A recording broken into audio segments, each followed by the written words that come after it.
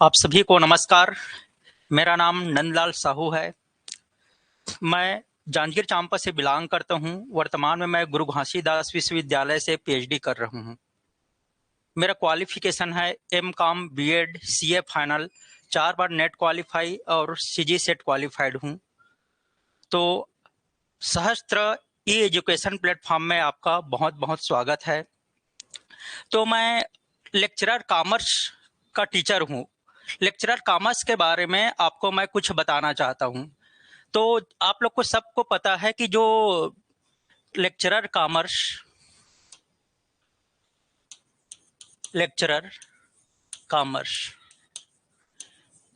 ये आपका 150 मार्क्स का है। 150 मार्क्स में आपका जो 100 मार्क्स है ये सब्जेक्ट का होता है, और जो 50 मार्क्स है ये आपका सीडीपी, हिंदी, इंग्लिश, कंप्यूटर और सीजीजी के ये पोर्शन है आपका। और ये जो आपका 100 मार्क्स है ये आपका कोर सब्जेक्ट है, आपको फोकस इसी में करना है। ये जो है आपका 35 मार्क्स जो आप लोग शुरू से पढ़ रहे हो अकाउंटेंसी से आएगा, या अकाउंटिंग या अकाउंटेंसी। 35 मार्क्स आपका बिजनेस स्टडी और 30 मार्क्स आपका इकोनॉमिक्स से आएगा। आपको ये 100 मार्क्स का जो है इसको बहुत ही अच्छे तरीके से फोकस करना है। कई ऐसे स्टूडेंट हैं जो 100 में 80 या 90 मार्क्स ले आते हैं, और मेरे ख्याल से पिछले टाइम का मैं बता रहा हूँ, 2019 में जो कट ऑफ गया था 65 नंबर वाले का हुआ है। अगर आप लोग अच्छे से फोकस करेंगे ना तो 100 मार्क्स जो सब्जेक्ट है सब्जेक्ट में ही ले आएंगे। तो 100 मार्क्स में क्या क्या इंक्लूड है आपका? 35 मार्क्स अकाउंटिंग, 35 मार्क्स आपका बिजनेस स्टडी, 30 मार्क्स इकोनॉमिक्स, और यहाँ जो सीडीपी है आपका 30 मार्क्स का ये आता है। Hindi 5 number, English 5 number, computer 5 number और सीजीजी के 5 नंबर। टोटल आपका 150 मार्क्स का कवरेज हो जाता है। इसको आपको उतना ज़्यादा फोकस नहीं करना है, 2-3 नंबर तो सब ले आएंगे। शुरू से आप लोग हिंदी इंग्लिश पढ़ रहे हो तो 2-3 नंबर सबका आ जाएगा। हमको फोकस यहाँ पे करना है, जो 100 मार्क्स का सब्जेक्ट है 35। कई जने ऐसे स्टूडेंट है जिसको मैंने पढ़ाया हूँ 35 में 30 मार्क्स इसमें ले आते हैं, इसमें 35 में 25 मार्क्स इसमें आ जाता है, इसमें भी आपका 20 मार्क्स आ जाते हैं। ऐसे अगर देखें तो ये हो जाएगा आपका 75 मार्क्स कोई भी स्टूडेंट ला सकते हैं अगर वो अच्छे से ध्यान दे करके पढ़े। तो कोई बड़ी बात नहीं है 75 मार्क्स लाना, और जो 75 मार्क्स लाएगा उसका सिलेक्शन होगा ही। और यहाँ से कुछ 10, 15, 20, 25 जो भी मार्क्स ले आते हैं तो ये आपका 100 मार्क्स, ये आपका लगभग 85, 90, 100 करीब हो जाएगा। अगर 85, 90, 100 होगा तो रैंक होल्डर बन जाएंगे। अभी जो हुआ था एग्जाम उसमें 100 मार्क्स आपका हाईएस्ट गया था, उसके बाद डायरेक्ट 89 आया, 89 के बाद 88। मतलब कहने का मतलब ये है आप लोग सब्जेक्ट को बहुत ज़्यादा ध्यान से पढ़ना है, क्योंकि यही आपका मेन है ये 100 मार्क्स का। तो देखो 100 मार्क्स में एक बार मैं आपको और डील कर देता हूँ। 100 मार्क्स में 35 मार्क्स आपका क्या मैंने बोला? अकाउंट आप शुरू से पढ़े हो, और 35 मार्क्स बिजनेस स्टडी, और 30 मार्क्स आपका इकोनॉमिक्स।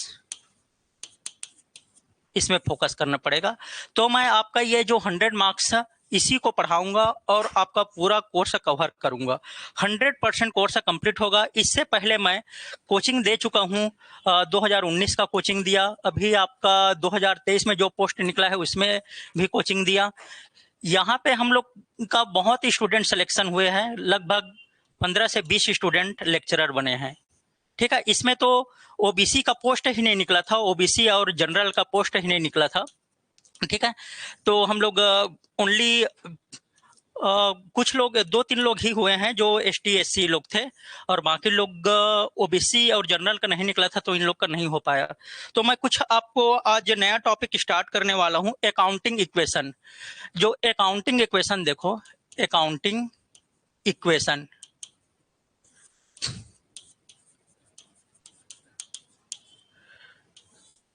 हिंदी में इसको बोलते हैं लेखांकन समीकरण। हिंदी में इसको बोला जाता है लेखांकन समीकरण। ठीक है।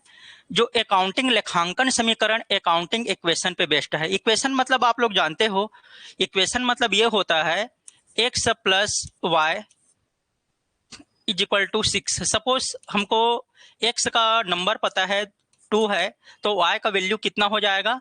तो y का वैल्यू आपका हो जाएगा 4 हो जाएगा। तो ऐसी इक्वेशन है। इक्वेशन में ये बताता है asset is equal to liability plus capital.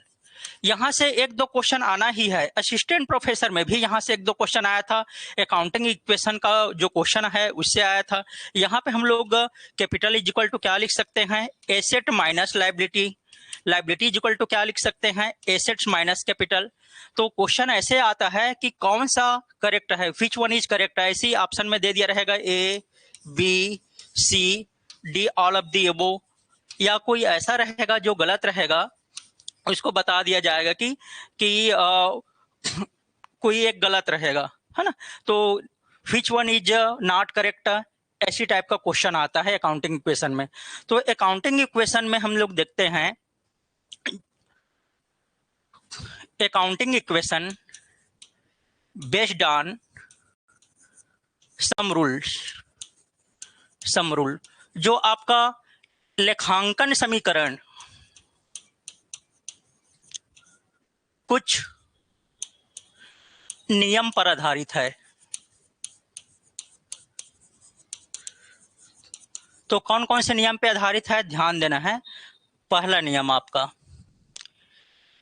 It affect at least 2 account. अभी एकलव्य का पेपर हुआ था, इसमें यही क्वेश्चन आया था कि अकाउंटिंग इक्वेशन में लगभग कितने अकाउंट अफेक्ट होता है। तो एटलीस्ट 2 अकाउंट, उससे ज्यादा भी अफेक्ट होता है, लेकिन कम से कम कितना अकाउंट अफेक्ट होगा? तो कम से कम 2 अकाउंट अफेक्ट होगा। ठीक है। नेक्स्ट है एसेट इज इक्वल टू, ये अकाउंटिंग इक्वेशन का रूल है, asset is equal to liability plus capital. Next है all expense and losses deducted from capital. ये बोल रहा है जितना भी व्यय और हानि है सभी को कैपिटल मतलब पूंजी में से डिडक्ट करना है, घटाना है। Next rule, all income and revenue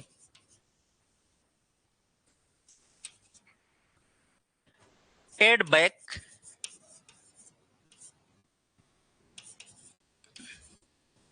capital. तो जितना भी इनकम है, आय है, रेवेन्यू है, उसको कैपिटल में पूंजी में क्या करना है? पूंजी में जोड़ना है। ऑल ट्रांजैक्शन, नेक्स्ट है all transaction related to current year. जितना भी लेन देन है, जितना भी ट्रांजैक्शन है, वह करेंट ईयर से रिलेटेड होना चाहिए, वर्तमान या चालू वर्ष, वर्तमान वर्ष से रिलेटेड होना चाहिए। ठीक है। तो अकाउंटिंग इक्वेशन जो है ये 4 नियम पे आधारित है। कौन कौन से है? इट अफेक्ट एटलीस्ट 2 अकाउंट, कम से कम कितने अकाउंट पे इफेक्ट होगा? ये कम से कम 2 अकाउंट पे इसका इफेक्ट होगा। अकाउंटिंग इक्वेशन का जो आपका इक्वेशन है, asset is equal to liability plus क्या होता है? कैपिटल होता है। All expense and losses deducted from capital, जितना भी आपका लॉसेस है, हानियां हैं, ये सब कैपिटल में से डिडक्ट किया जाएगा। जितना भी आपका इनकम है, आय है, ये कैपिटल में एड बैक किया जाएगा। और पांचवा है, जितना ट्रांजैक्शन है वो वर्तमान से रिलेटेड रहना चाहिए। तो अकाउंटिंग इक्वेशन जब भी बनाएंगे इसी से बनाएंगे। इससे पहले मैं एक क्लास में अकाउंटिंग का गोल्डन रूल बताया। अकाउंटिंग का golden rule personal, real, nominal. ठीक है, पर्सनल में मैं बता चुका हूं आप लोग को, थोड़ा सा 1 मिनट बता रहा हूं। पर्सनल में रिसीवर क्या होगा, डेबिट, गिवर क्या होगा, क्रेडिट। रिसीवर मतलब पाने वाला डेबिट होता है, देने वाला क्रेडिट होता है, ये पर्सनल अकाउंट है। रियल में व्हाट्स कम्स इन, जो आ रहा है डेबिट होगा, व्हाट्स गोज आउट, जो जा रहा है क्रेडिट होगा। नॉमिनल नेचर क्या है, ऑल एक्सपेंस, जितना भी एक्सपेंस और लॉसेस है वो सब डेबिट होगा। ऑल इनकम एंड रेवेन्यू, ये सब क्या होगा, क्रेडिट होगा। मैं एक क्लास में इसको मैं पढ़ा चुका हूं, आप लोग ओल्ड वीडियो देख लेना, आपको समझ में आ जाएगा। तो ये दोनों कॉन्सेप्ट जिसका क्लियर रहेगा वो अकाउंट को आसानी से समझ में पाएगा। तो देखो डेबिट क्रेडिट, तो डेबिट क्रेडिट में पर्सनल अकाउंट पाने वाला क्या होगा, आपका डेबिट होगा। रिसीवर क्या होगा, डेबिट। और गिवर क्या होगा, क्रेडिट। सपोज मैं एक एग्जांपल देता हूं। अभी मैंने जो अकाउंटिंग का गोल्डन रूल है, जो आपका गोल्डन रूल, गोल्डन रूल आपका कौन कौन सा है, एक है पर्सनल, रियल और नॉमिनल। ठीक है, पर्सनल को बोलते हैं व्यक्तिगत, व्यक्तिगत खाता, पर्सनल अकाउंट। रियल अकाउंट को बोलते हैं वास्तविक खाता। और है नॉमिनल अकाउंट, नाम मात्र खाता। ठीक है, इसको मैं डिटेल में डील कर लिया हूं, तो पर भी बता देता हूं। रिसीवर, रिसीवर मतलब होता है बेटा पाने वाला। पाने वाला आपका क्या होगा, डेबिट होगा। गिवर, सॉरी,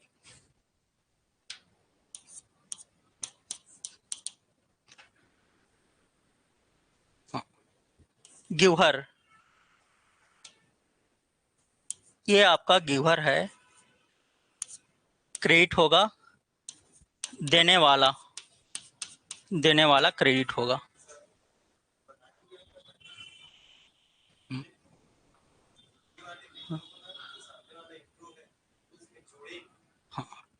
चलो, तो क्या है, गिवर क्रेडिट होगा। जो आ रहा है what's comes in, what's comes in debit होगा।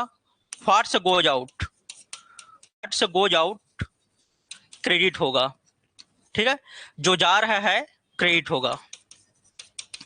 तो इसको मैं आपको बता चुका हूं बेटा। इसको इसलिए मैंने बताया क्योंकि अकाउंटिंग इक्वेशन में इसका उपयोग होगा, personal, real, nominal.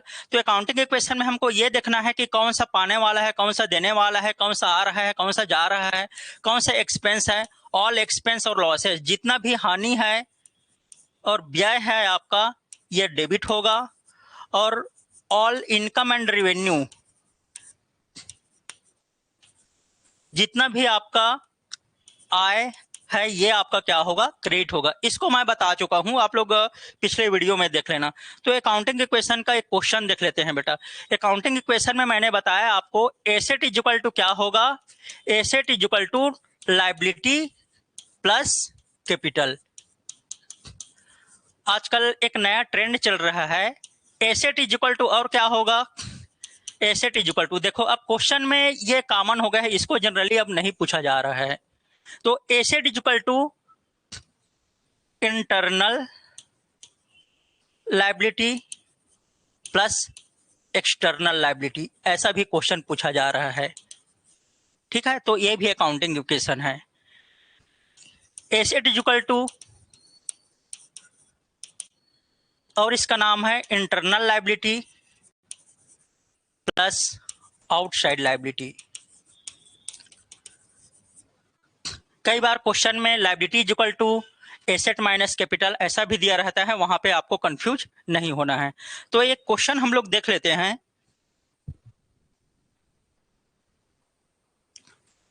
Question, accounting equation.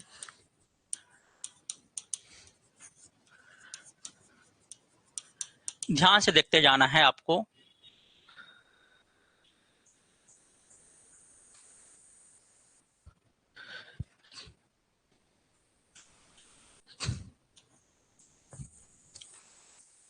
ये है आपका ट्रांजैक्शन बेटा, ये है आपका ट्रांजैक्शन। ठीक है, यहां पे asset is equal to liability plus capital. अभी मैंने बताया अकाउंटिंग इक्वेशन का रूल, जो भी ट्रांजैक्शन है एटलीस्ट टू अकाउंट पे इफेक्ट होगा, टू अकाउंट पे इफेक्ट होगा। दूसरा क्या बताया था, या तो एसेट होगा या लायबिलिटी होगा।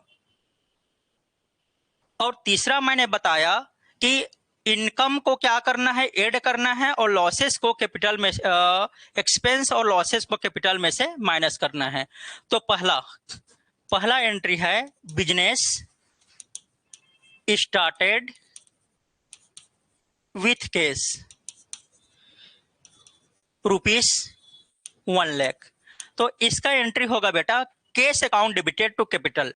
बिजनेस में कैश आया और जो ऑनर का क्या लगा, पैसा लगा, तो यहां पे कैश ये हो गया, और दूसरा आपका कहां आ जाएगा, ये कैपिटल। तो 1,00,000 का आपका कैश गया और बिजनेस में कितना आ गया है, 1,00,000 आ गया है। ये आपका क्या हो गया, लायबिलिटी। हर बार जो आपका ट्रांजैक्शन है टेली होते जाना चाहिए, यहां पे 1,00,000, यहां पे भी 1,00,000। दूसरा, बिजनेस में 1,00,000 आ गया, अब बिजनेस में कुछ हम लोग परचेस करेंगे। Purchased machinery ₹30,000। मशीनरी परचेस किया, मशीनरी परचेस किया कितने का, 30,000 का। तो ध्यान से देखना बेटा, मशीनरी हमारा क्या है, एसेट। तो बिजनेस में क्या आ रहा है, एसेट आ रहा है, मशीनरी आ रहा है, जो आ रहा है उसको डेबिट करेंगे। तो ये आपका मशीनरी आ गया। कितने का मशीनरी आया, देखो मशीनरी आ गया आपका, पहले तो नहीं था, दूसरा ट्रांजेक्शन में आया, 30,000 का मशीनरी आया। और कितना का केस गया आपका, 30,000 का केस चला गया। यहां पे देखते हैं,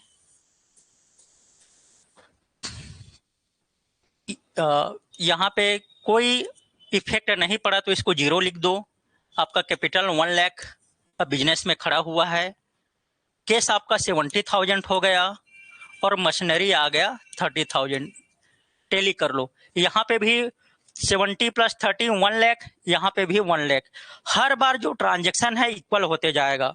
नेक्स्ट, थर्ड,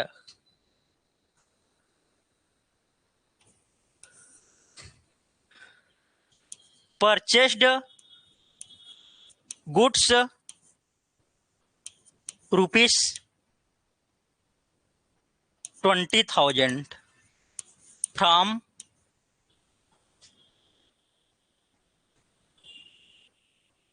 रहीम।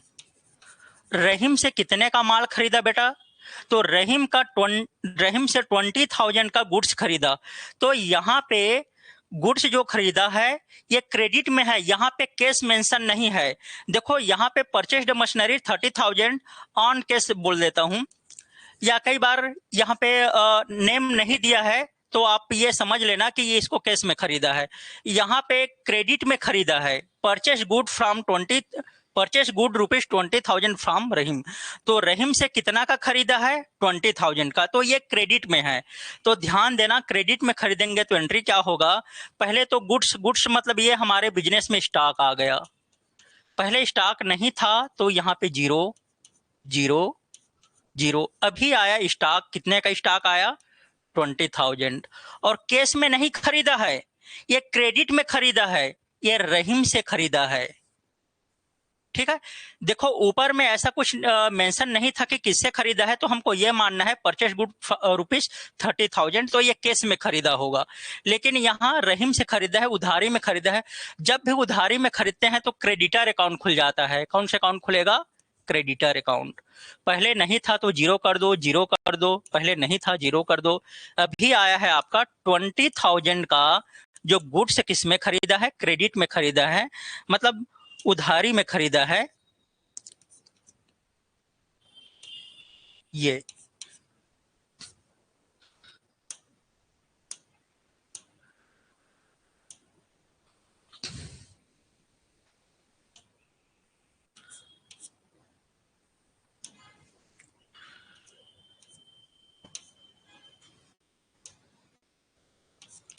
देखो, यहाँ पे केस पे कुछ इफेक्ट नहीं होगा तो जीरो कर दो, यहाँ पे मशीनरी पे कुछ इफेक्ट नहीं हुआ है, जीरो कर दो। अब यहाँ देखते हैं 70,000 का आपका केस है, 30,000 का मशीनरी है और आपका स्टॉक है 20,000। टोटल आपका हो गया बेटा क्रेडिटर 20,000 और कैपिटल है आपका 1 lakh.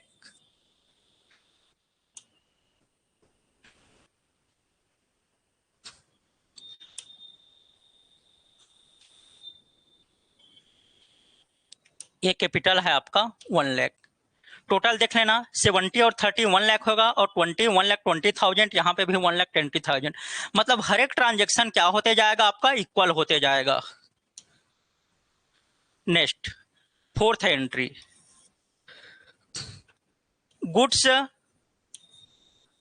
Sold to Ram rupees 10,000। जो गुड सोल्ड किया है, राम को कितने का सोल्ड किया है 10,000 का। तो राम को सेल कर रहे हैं, मतलब जिसको हम सेल करते हैं वो हमारा डेटर है और जिससे हम परचेस करते हैं वो हमारा क्रेडिटर है। डेटर मतलब हमारा एसेट्स होता है, जिसको हम सेल किए हैं उससे पैसा मिलना है। तो हमारा राम क्या है, हमारा डेटर है और डेटर जो है ये क्या होगा एसेट्स होगा। तो ये डेटर अकाउंट खुल जाएगा प्लस डेटर। डेटर हमारा कौन है यहाँ पे राम है, पहले नहीं था डेटर तो क्या कर दो 0 0 0 0 0। अभी आया कितने का डेटर है, तो ये हमारा है डेटर। देखो बेटा डेटर 10,000 है और इसमें से जो स्टॉक में से 10,000 को क्या कर देंगे माइनस कर देंगे, क्योंकि ये गुड्स जो है आपका 20,000 का 10,000 क्या हो गया सेल हो गया। बाकी में क्या कर दो आप जीरो कर दो, इधर कोई इफेक्ट नहीं होगा तो जीरो कर दो। 20,000 आपका क्रेडिटर है और 1 लाख का आपका लाइबिलिटी है। यहां देख लो 70,000 आपका क्या है बेटा 70,000 आपका केस है, 30,000 आपका मशीनरी है और जो गुड्स है गुड्स को सेल कर दिए। स्टॉक हमारा 20,000 का बचा था, 20,000 पे हम लोग 10,000 का सेल कर दिए। ये जो 10,000 बचा है स्टॉक और डेटर कितना है 10,000। टोटल देख लो एसेट इज इक्वल टू क्या हो गया लाइबिलिटी प्लस कैपिटल। ठीक है। नेक्स्ट फिफ्थ एंट्री देखो, रेंट पेड रुपीस 5,000। रूल को याद करो, जितना भी एक्सपेंस है या लॉसेस है उसको कैपिटल से माइनस करेंगे। रेंट पे करेंगे तो हमारा पैसा जाएगा बिजनेस से। तो 70,000 हमारा बिजनेस में पैसा पड़ा है तो 5,000 का हम लोग रेंट पे कर दिए, किराया चुका दिए, तो ये 5,000 क्या हो जाएगा कम हो जाएगा। मशीनरी में कोई इफेक्ट पड़ा क्या नहीं पड़ा, स्टॉक में कोई इफेक्ट पड़ा क्या नहीं पड़ा, डेटर में कोई इफेक्ट पड़ा क्या नहीं पड़ा। यहाँ पे मैंने रूल बताया था कोई भी अगर एक्सपेंस है उसको कैपिटल से क्या करना है माइनस करना है और इनकम को कैपिटल में से एड बैक करना है। तो यहाँ कैपिटल से क्या कर दो बेटा माइनस कर दो। क्रेडिटर में कोई इफेक्ट नहीं पड़ा तो इसको कर दो जीरो। देख लो टैली कर लो सेम आएगा, हमेशा इक्वल ही आएगा। अकाउंटिंग इक्वेशन मतलब क्या होता है asset equal to liability plus capital, हमेशा एसेट लायबिलिटी और कैपिटल के क्या होगा बराबर होगा। अब ये आपका 65,000 का केस आ गया बैलेंस, 30,000 का आपका क्या आया बेटा 30,000 का मशीनरी आया और स्टॉक आपका 10,000 और नेक्स्ट है आपका 10,000 का डेटर। टोटल 20,000 का क्रेडिटर है और 95,000 का आपका capital. Next sixth interest received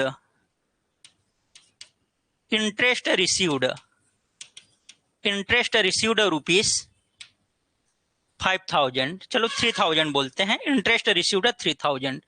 अब इंटरेस्ट मिला तो इनकम को क्या करेंगे, कैपिटल और कैश में से एड बैक कर देंगे। तो 3,000 का इंटरेस्ट है ये आपका कैश में एड बैक हो जाएगा। मशीनरी में कोई इफेक्ट नहीं हुआ, जीरो करो। स्टॉक में कोई इफेक्ट नहीं हुआ, जीरो करो। और आपका डेटर में कोई इफेक्ट नहीं हुआ, इसको भी आपको क्या कर देना है, जीरो करना है। कैपिटल में से कितना ऐड करना है, 3,000 को ऐड बैक कर देंगे। टोटल ये आपका हो जाएगा 68,000 आपका कैश, 30,000 आपका क्या है बेटा, मशीनरी, 10,000 आपका है स्टॉक, 10,000 है आपका डेटर, और आपका क्रेडिटर है 20,000, और 98,000 आपका कैपिटल है। देखो अकाउंटिंग इक्वेशन में हर एक transaction asset equal to liability plus capital होगा। तो जितना एसेट्स है उतना लायबिलिटी और कैपिटल होना चाहिए। 68,000 आपका क्या है, कैश। 68 में 30,000 को जोड़ देंगे, कितना हो जाएगा, 98,000। 10,000 को जोड़ दिया जाएगा तो 1,08,000, और 10,000 को फिर जोड़ दिया जाएगा तो 1,18,000। तो एसेट 1,18,000 हो गया। लायबिलिटी को देखते हैं, लायबिलिटी कितना है, 98,000 प्लस 20,000, ये भी 1,18,000 हो गया। तो अकाउंटिंग इक्वेशन क्या बोलता है, अकाउंटिंग इक्वेशन ये बोलता है asset equal to liability plus क्या होता है, कैपिटल होता है। तो ध्यान देना, एसेट में कैश कितना है 68,000, मशीनरी कितना है 30,000, स्टॉक कितना है आपका 10,000, डेटर कितना है 10,000 है, क्रेडिटर 20,000, कैपिटल है आपका 1 लाख है। तो एक बेटा हम लोग बैलेंस शीट बना लेते हैं। बैलेंस शीट देख लेना, ये बैलेंस शीट है, बैलेंस शीट।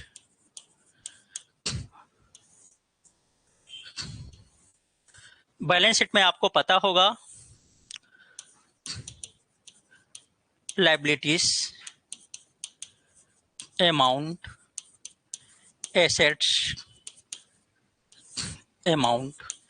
एसेट में क्या क्या था बेटा, एसेट में फर्स्ट है आपका कैश, कैश 68,000। कैश के बाद आपका है मशीनरी, मशीनरी बोलो, मशीनरी है आपका 30,000। स्टॉक, स्टॉक है आपका 10,000। डेटर है आपका 10,000। ये आपका हो गया एसेट। लायबिलिटी साइड आपका है कैपिटल 98,000, और एक और है आपका क्रेडिटर, क्रेडिटर आपका 28,000। देख लो टैली करके,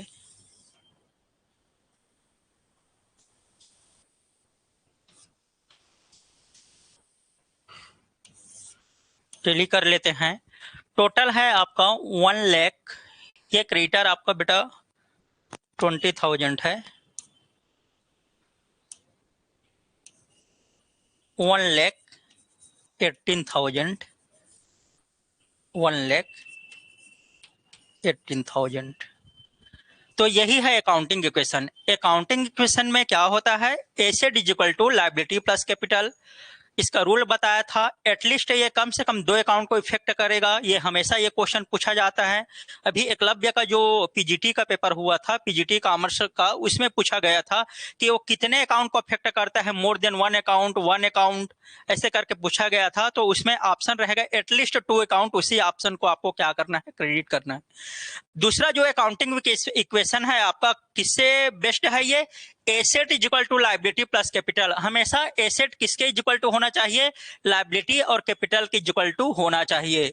और क्या रूल है कि जितना भी आपका एक्सपेंस है, एक्सपेंस को क्या करना है, कैश से और कैपिटल से क्या करना है, माइनस करना है। जैसे खर्च है, एक्सपेंस को पे कर रहे हैं, अगर पेड करेंगे तो कैश और कैपिटल से क्या करेंगे, माइनस करेंगे। अगर कोई भी इनकम मिल रहा है, कोई भी इनकम मिल रहा है तो कैश और कैपिटल से क्या करेंगे हम लोग, प्लस करेंगे। क्योंकि अकाउंटिंग का रूल ये बोलता है जो हमारा जो आ रहा है, तो इंटरेस्ट हमारा इनकम है, इंटरेस्ट मतलब केस केस आएगा तो केस में आप लोग एड बैक कर देना और कैपिटल में भी एड बैक कर देना कि जो ऑनर का कैपिटल बढ़ जाएगा, है ना।